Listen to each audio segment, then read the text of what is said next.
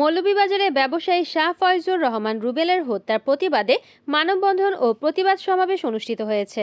শনিবার 9 আগস্ট দুপুরে মৌলভীবাজারের সর্বস্তরের ব্যবসায়ী সহ শমশেরনগর রোডের ব্যবসায়ী ও সিএনজি চালক মিলে প্রতিবাদ ও বিক্ষোভ সহ মানববন্ধন করেছে। এ সময় ব্যবসায়ী নেতারা বলেন, 2 দিন অতিবাহিত হলেও এখনও রুবেলের খুনিদের আটক করতে পারেনি পুলিশ। ব্যবসায়ীরা নিরাপত্তাহীনতায় রয়েছে।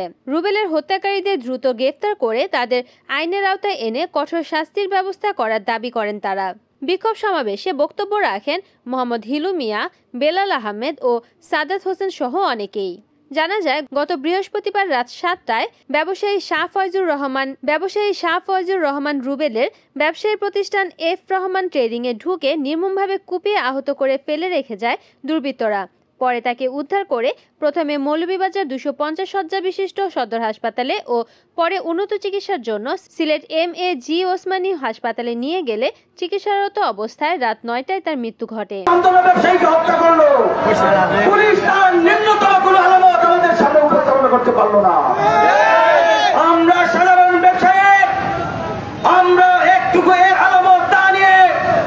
এখন পর্যন্ত প্রশাসনকে আমরা সুনির্দিষ্টভাবে দেখেছি।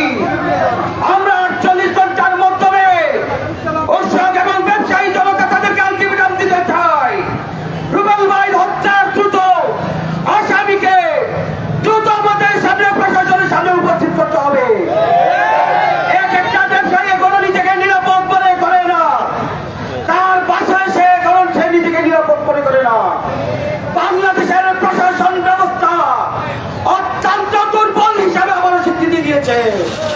সুতরাং আমরা প্রশাসনকে জানাতে চাই, 48 ঘন্টার মধ্যে মৌলভীবাজারের ব্যবসায়ী ফয়জুর রহমান রুবেল ভাইয়ের আসামিকে দ্রুত আইনের আওতায় বিচারের কার্যকর ব্যবস্থা করা। রিপোর্ট করেছেন মৌলভীবাজার প্রতিনিধি তিমির বণিক, NN TV।